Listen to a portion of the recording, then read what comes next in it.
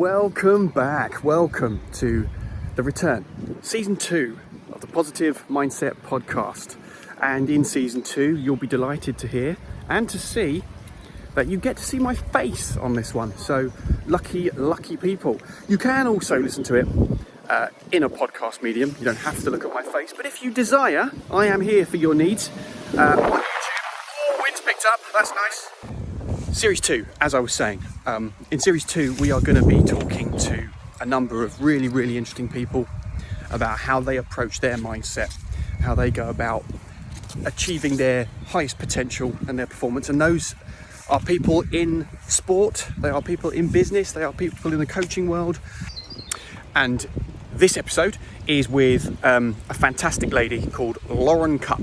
Now, Lauren Cupp, for those of you who don't know, is the world #1 speed golfer. So she is the world, US and Japanese speed golf champion. Not only that, but she holds the world record for a round of speed golf, which stands at a 72 in 50 minutes. So for those that don't play golf, shooting a 72 is very good anyway. And then when you say that she's done it in less than an hour, that's pretty extraordinary, hence the reason why it's a world record. So we talk a little bit about that. We talk about her work at Hamilton College, where she works with the students there, the boys and girls there in America. She's a fantastic golfer anyway, let alone speed golfer. So we talk about golf in general, we talk about mindset. So I hope you enjoy. Sit back, grab yourself a little drink, and enjoy my conversation with the very lovely and very talented Lauren Cupp. Hey Lauren, how are you? Matt, how you doing? Doing great. Good. Look, thank you so much for coming on. I really appreciate it. I know how busy you are. We'll get into some of that shortly. My pleasure. Thanks for inviting me on. No, you're very welcome. Whereabouts in the world are you talking to me from right now? So I'm in upstate New York, right in the middle of the state of New York in the States. So we are under about a foot of snow right now. We had a very easy winter for us, but of course we knew we were going to have to pay for that. So we just got dumped on last week about a foot of snow. So not golfing weather yet. Well, I was going to say that. I mean, how does that affect your golf? Probably not very well, I imagine. Right. I do try to do quite a bit of traveling in the winter months just to get away, to train, to get some vitamin D. I'm actually leaving Saturday with the golf teams down to World Golf Village in Florida to train down there for a week. Oh, well, that'll be, dare I say, a slightly nicer climate, I imagine. I hope so. Down in Florida. Cool. So I'm really keen to talk to you about speed golf and your great success that you've had, have achieved through that, and also some of the work that you're doing at Hamilton College, and working with the young golfers down there. So, but first, by way of a kind of an introduction, if you're happy to, I was hoping you'd tell us a little bit about your kind of your early life and your kind of introduction into speed golf, or whatever you've done in your past. Yeah, absolutely. Well, I played all sorts of sports growing up. I think I played six different sports in high school. Just really still love athletics. Got into golf during my college years a little more. I had played growing up with my dad, really my whole life, but got into it a little more competitively in college. In college, I ran track and field and played volleyball at university.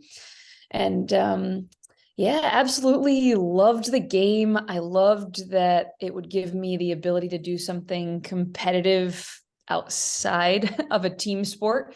I knew once I graduated college, I was going to kind of need something to keep playing, and golf gave me the ability to do that. And after college, I played pretty competitively at the state and national level. And then I kind of stumbled upon speed golf, which brings together two of my loves, the running fitness and the golf. And it just came at a perfect time in my life. And that I had just had my first baby.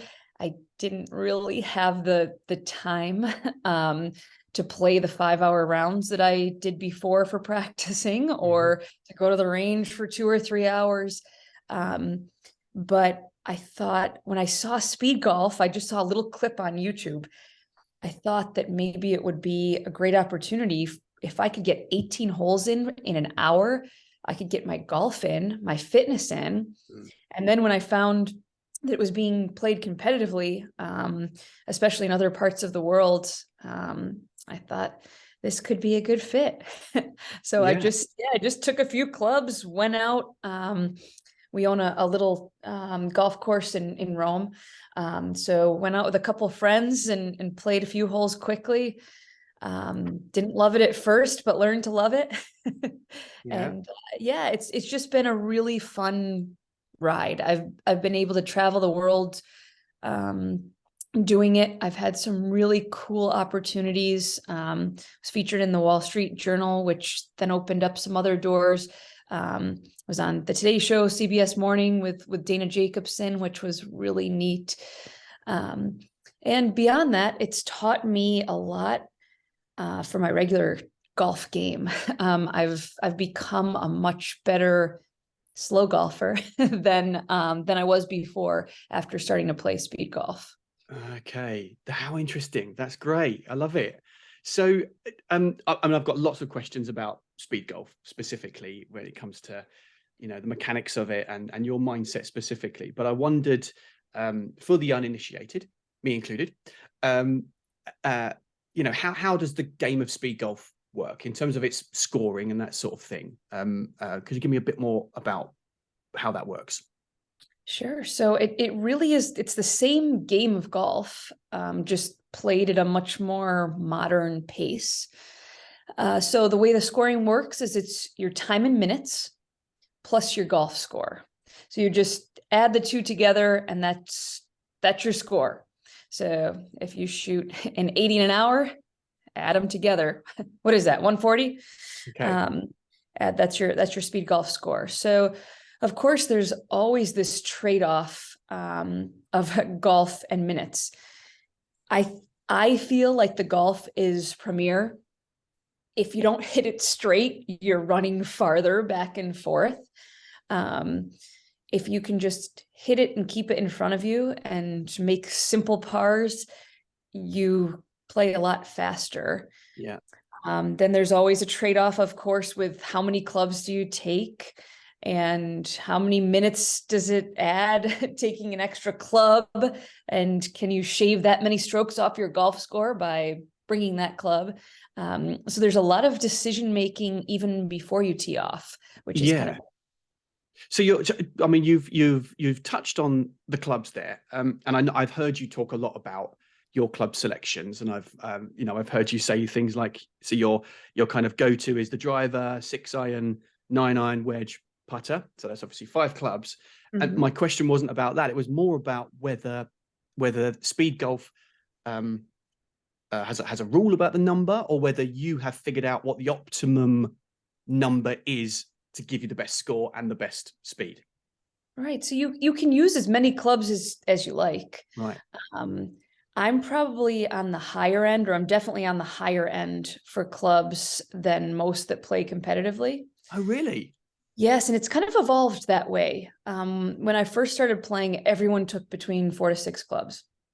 And now a lot, especially those that are stronger in the running than the golfing, will take fewer clubs. We'll just run with 2 clubs, one in each hand, and try to outrun the course while shooting a higher score. I've always been a little more of the golfer, so taking that many clubs, taking 5 clubs makes sense for me. But those that are runners may not even bring a bag. They may just bring one in each hand and try to outrun it. And what about things I'm thinking of, like, golf balls and tees? And I mean, they're in your pockets, of course, I'm sure. But do you have a go-to golf ball particularly? Yeah, I usually use Pro Vs. I know that's Yeah. boring, but Well, yeah, but you know, if we can afford them, we all like would. everybody else. But yeah, unless it's on a day that's tough to see, then I'll use something a little more brightly colored. Yeah. Those would come in handy playing out there today, looking at the snow. But yeah, that's a trade-off as well. I mean, you don't want to weigh yourself down by bringing 20 golf balls. At the same time, you really, really don't want to run out of golf balls, because if you run out, you're running in. So yeah, it's better to err on more golf balls than not. Yeah, I'm with you. And so I don't want to embarrass you, but I'm going to. That's all right. I'm not easily offended. No, I wondered if you could. Again, people may not know the kind of success that you've had, and it's really great. And I wondered if you could tell us a little bit about your world record and about being world number one. Tell us how that came about and what that was like. Sure, thank you. Yeah, I've been world number one since I think 2018. Wow. And I've been fortunate. I've had a lot of success in a lot of different parts of the world. I've won the US Open several times, including this year. I've won the World Championship before, which happens every other year. Went over to Japan, won the Japan Open, the Irish Open, and then a lot of events here in the States. And is the Japan Open about to? Sorry to interrupt. Is the Japan Open about to go again? I saw on your Instagram. Yes, it's in December. But December, I'm right. hoping. Yeah, I'm hoping to get over there. They're pretty wild about their speed golf. So going and traveling over there is a highlight, because a lot of people play. It's televised. There's drones following you in every hole. So that's a pretty cool spot to go and play. And if you want to play the best in the world, a lot of the best are there. Great. So I'm hoping to make it over there. That sounds good. Again, man, it's a long way, but it's worth it when you get there. But yeah, that world record round really kind of put me on the map. That was picked up by the Wall Street Journal. And that was near my hometown at the New York State Open at a course called Tayujiga. It's a great course, difficult course, not what you would think of when you think of a world record course. We think of very flat, short in between tee and green. This is not that way. It's excuse me, not a Walter Travis, a Donald Ross design, and it's got really quick undulating greens and some pretty sizable elevation changes as well. But I shot 1 under par in 50 minutes there. For whatever reason, that course kind of sets up well. I shot 2 under there in the New York State Open this year. Not quite as fast. It was very hot, but it was nearly broke that record this year at the same course. So for whatever reason, it kind of sets up well for me. But that was great. As I said, that gave me some real cool big opporunities. Great. And do you still hold that record? Yes, as far as I know. Very good. as far as I know. And I know Liz McKinnon has had some great rounds over in New Zealand. I'm not sure if those have been official or not, but she's had some really great rounds. So I'd love to get over there as well and show some support for her. Great. And you touched on it a little bit there about preparation. And I know you mentioned earlier about your spring training. What does that kind of preparation and that practice look like? Because it's more than just swing mechanics, isn't it? This is not just practicing chipping. This is fitness, and I guess it's quite a broad spectrum of training. Right. Yeah. I mean, the best way to practice speed golf is to just play speed golf because there is a little bit of a learning curve, certainly. In the off season, I try to keep my fitness up. I try to run quite a bit, and maybe just keep my swing fluid. But when I can get out there and actually play speed golf, I think that's the best type of training, because although you're still playing golf, there's it's a little bit more reactive, a little bit more like other sports where you're just reacting quickly to a situation, and that's not a feeling that you get in normal golf. No. Um, so you have to practice that, and you have to get comfortable playing when your heart's racing. That's an uncomfortable feeling even in regular golf when you walk to the first tee and your heart's pounding. It's uncomfortable, but if you get used to doing it, it really isn't that bad. And in fact, I'd argue it almost helps you because it reminds you that you're an athlete and you're playing a sport. And in golf, sometimes we forget that because we have too much time to overthink it and think about the bad ones. Right. Exactly. Too much time to think about the bad ones. That's a really good way of putting it. Yeah. All too often, certainly the amateur, Yes. all too often will be thinking about the bad ones. And I wondered whether or not it was, you kind of already answered it, but it more about instinct and feel when it comes to things around the green. You know, there are certain golfers who will become more mechanical, and they'll pace out shots and pace out chips and kind of be thinking, where's that going to bump and run? Whereas I imagine this is, and tell me if I'm wrong, probably more instinctual, more feel, more, you know. You're absolutely right. Yeah, absolutely right. There's no walking it off in speed golf. There's no practice swings even.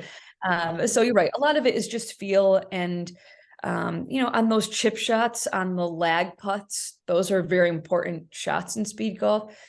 You're really just trying to get them close enough so that you can quickly tap in and run to the next shot.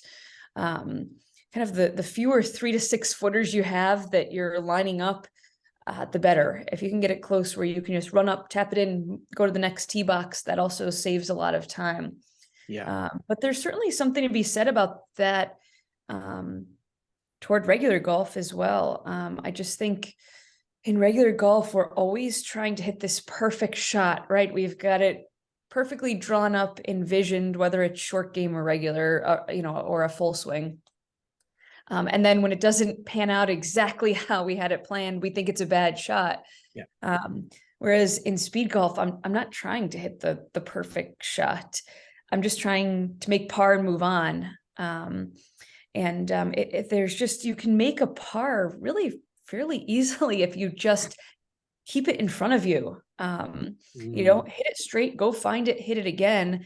It only takes really one good shot a hole, whether it's a straight drive, a good iron shot, a good lag putt, or a good putt for par, to make par. So if you keep that in mind in your regular golf game, it becomes a lot less stressful. Keeping the next shot in your mind. Yes. I guess you don't have time to dwell. Right, exactly. Exactly. Which is usually a good thing. Although when things go sideways, sometimes there's not time to kind of get your thoughts back. But it's just thinking ahead of time as well. And keeping it in front of you too. You in speed golf, you really don't want to go over the green. Which, if you think about it in regular golf too, I would argue probably 90% of courses over the green is very rarely a good spot to be, just the way that greens are designed. So there is something to be said about keeping it in front of you instead of going over the green and back, because of course in speed golf, that's extra time. I'm running over, I'm running back. But in regular golf, in front of the green is almost always a better spot to be than over the green. Yeah. Good advice. And you talked about keep it in front of you and focusing on the next shot. Is there anything else in terms of your mindset? No, maybe not your mindset specifically, but things to be mindful of when you're playing speed golf. And that could be have the right number of balls in your pocket or whatever, but the things that are right at the forefront of your mind. Yeah, I mean, looking for golf balls is kind of an interesting thing as well, right? I mean, in regular golf, you have a few minutes to look for your golf ball. In speed golf, you do not have a couple minutes, because looking for 2 minutes for your golf ball, that's 2 shots. You just kind of gave away. So I only look for a ball for probably 20 seconds before taking a drop, which is quite painful sometimes, especially if you think you know where it is. Um, but that's as I alluded to, that's the importance of hitting it straight, keeping it in play, being able to find it and hit it again, is really important. And it sounds like it's so much more. It's actually even more lonely, so to speak, in your mind than regular golf, because you can have a conversation with someone as you're walking up the fairway, or pros might have a caddy or whatever that they're talking to constantly. So yeah, I guess that must affect you.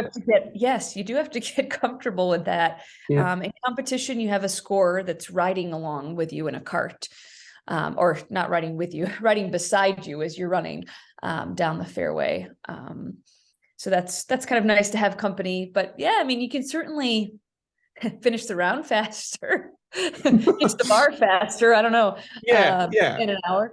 But yeah, you do definitely have to be comfortable in your own head. Yeah. I think it was the CBS news documentary that you spoke of earlier, where you were talking about. I think it was that where you were talking about the fact you can get up, do a quick 9 holes in 30 minutes. Is it something like that? Yeah. You're back to do breakfast for the kids, and then Yes, no, exactly right. And it's just it's a great way to play the game for busy people, for working people, for working moms. It's a really great way to play the game. Yeah. Yep.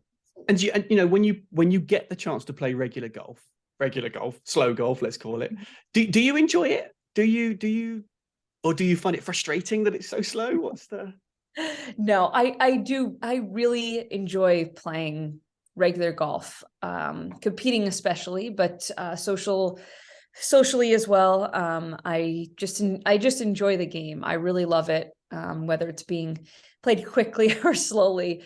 At first, it was definitely hard, frustrating, to wait. Now I've really separated the two. It's just in my head, it's two different disciplines. It's two different games. I'm either playing regular golf or speed golf that day. So I try not to mix the two. But I certainly do play better if the pace of play is better. I wanted to also broach a little bit about the work you're doing at Hamilton, but I'd love to hear your role and what you're doing there for the young people. Oh, that's nice. Yes, I'm very fortunate. I've got just an awesome job.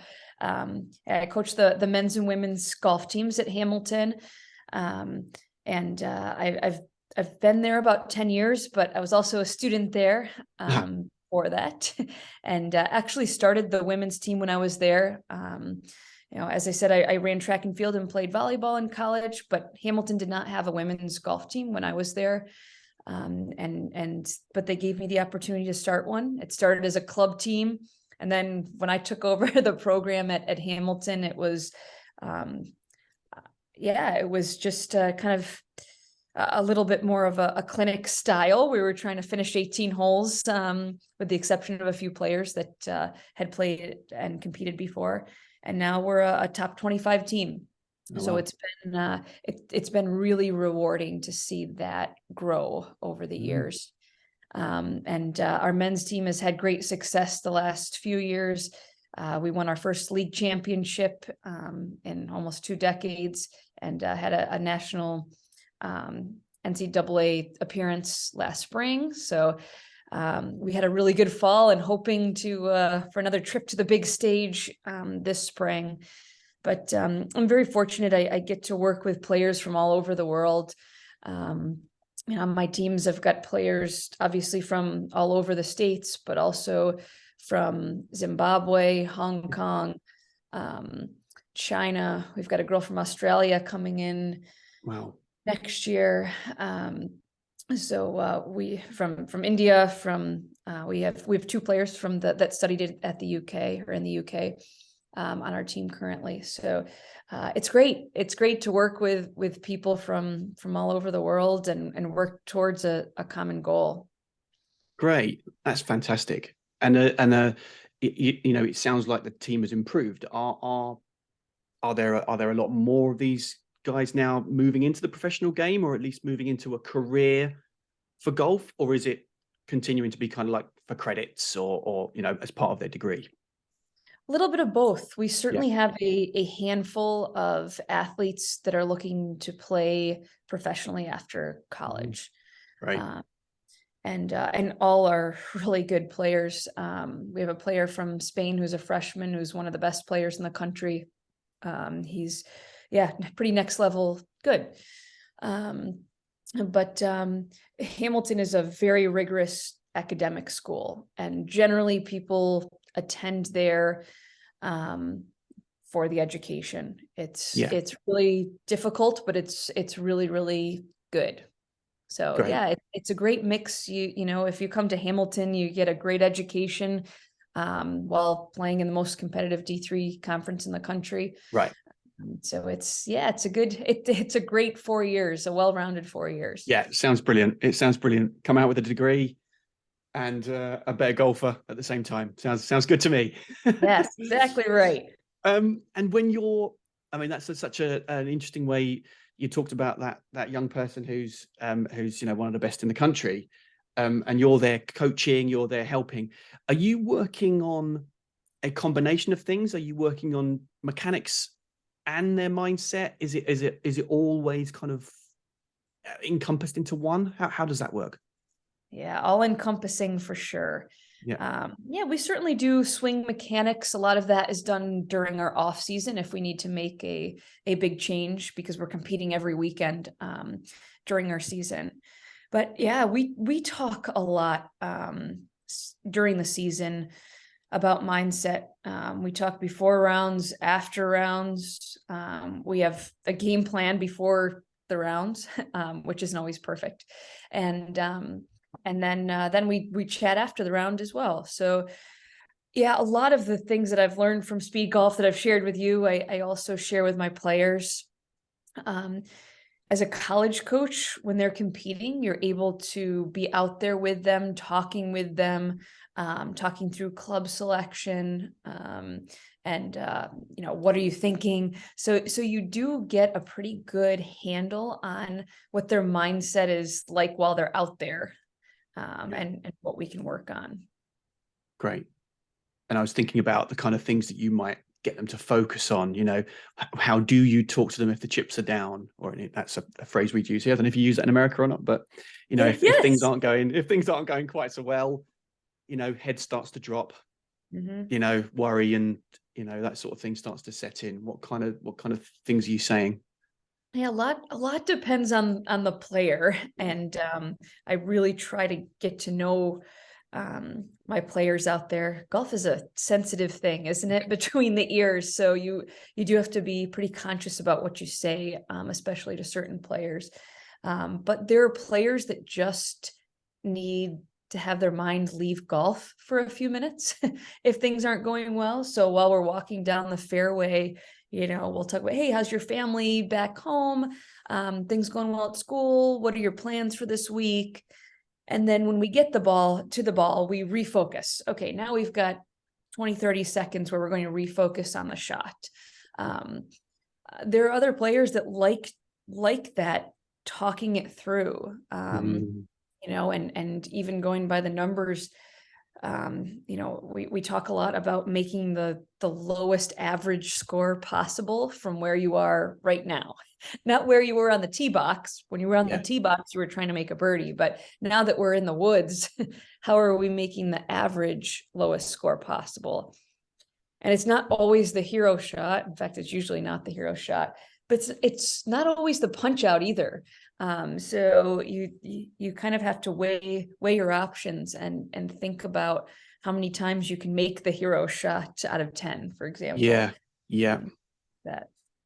I heard Podrick Harrington say something very similar, that he kind of wishes more amateur golfers would kind of think in those terms and remember that what are you? Are you a 7 out of 10 putter from 5 foot?